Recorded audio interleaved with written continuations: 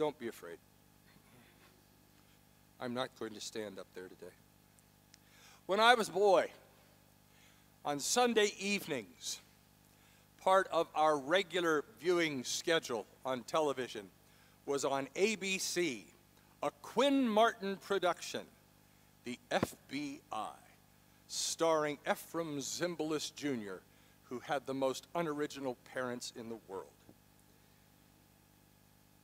Now, the premise, of course, was that they would take actual case files from the FBI and turn them into an hour-long production, always in 4 acts: introduction, second act, third act, fourth act. J. Edgar Hoover himself was a consultant for the series. But then, at the very end, just when you thought it was safe to turn on something else, up would come a screen that said, "A word I had never seen." Now, I was raised in a time when we not only did whole language, but I had an old school teacher who taught us to read phonetically. So the word appeared to me, unknown to me, but appeared to me to be epilogue. I simply sounded it out. Epilogue. And since I didn't know what it meant, I asked my parents, "What does epilogue mean?" And they looked at me as though I were speaking a language they had never heard before. My hunch was they had no idea what epilogue was. So I went to school and I looked it up. The first thing that caught my attention was the correct pronunciation. Epilogue, formed of 2 Greek words, epi and logos. Epi, another, logos, word. Another word, a concluding word, a final word. And the epilogue was always whether the bad guys had been caught and how they had been punished, and we would all cheer when they got life imprisonment.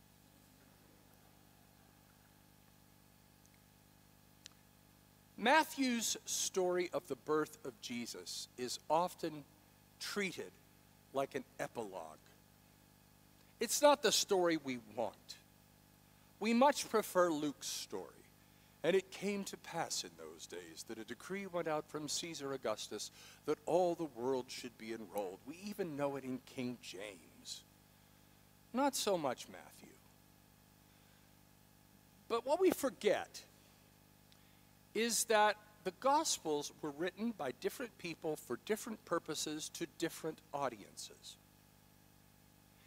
The audience for Luke's Gospel was a Gentile audience, and so the Emperor Augustus, Quirinius was governor of Syria, Herod the king.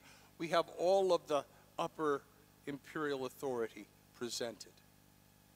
Matthew, no. Matthew doesn't even tell us where. Matthew doesn't tell us when. Now, the birth of Jesus took place in this way. That's it.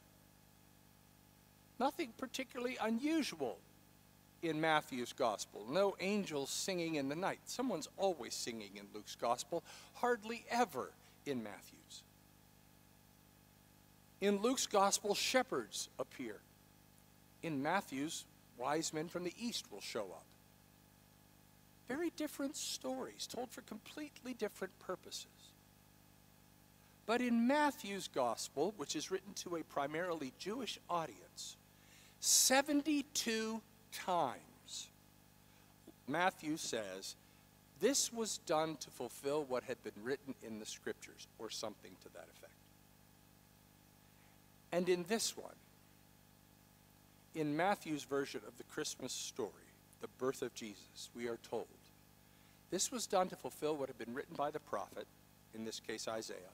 Look, the young woman is with child and will give birth and will call her son Emmanuel, which means God is with us. I've told you before, Emmanuel is the singularly most important word in the entire New Testament. God is with us. Presbyterians believe that so much, the beginning of our latest statement of faith. In life and in death, we belong to God. God is with us. Emmanuel. It is the meaning of the Christmas message. God is not put off by us. God is not disgusted with us.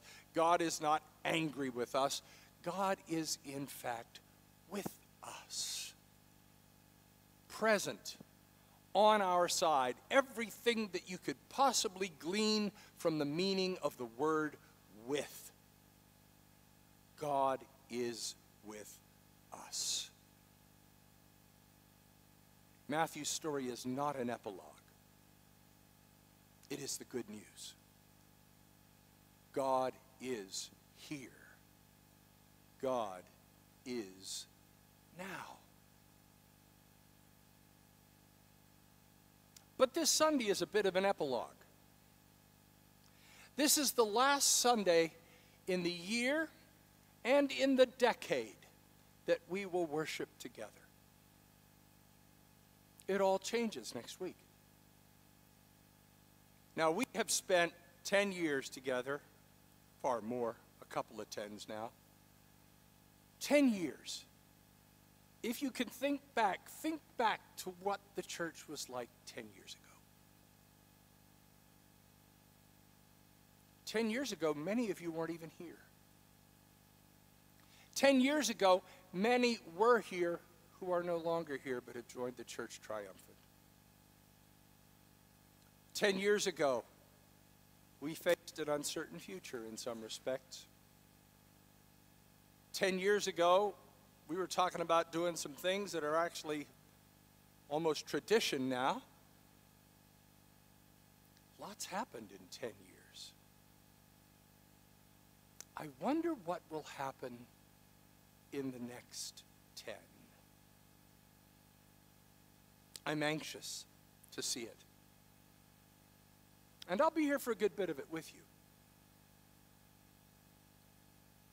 I'd like to see this sanctuary restored to its former glory. I'd like to make sure that the walls don't leak so that the plaster falls off. I'd like to have a little more light because my eyes are getting older and it's dark in here.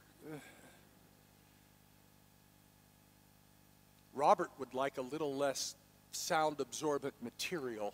He'd like another 5 seconds reverb in here. We ain't ever going to be Westminster Abbey, but it ain't stopping him. Some of you would like there to be a place where a wheelchair could be put right into a pew space so that folks in wheelchairs and motorized scooters didn't feel out of place having to be propped wherever we could put them. We have a lot of dreams. We want to build more habitat houses. We want to work more for justice in our community. We want to see that the poor are treated well and not as a second thought.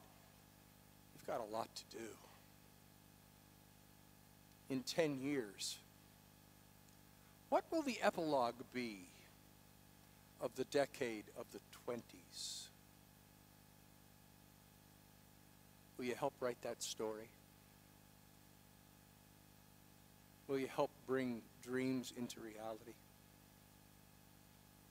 Will you help to accomplish what God has called us to do? Because the good news is this. As much as God has been with us for 198 years as a congregation, next year's 199. As much as God has been with us, God will be and is with us. And we can do all things through God who strengthens us. It's not an epilogue. It's a continuing story that brings glory to God. So celebrate the story. Look back with thanksgiving. Look forward with joy. For the child born to us is Emmanuel, God with us, for now and evermore. Amen.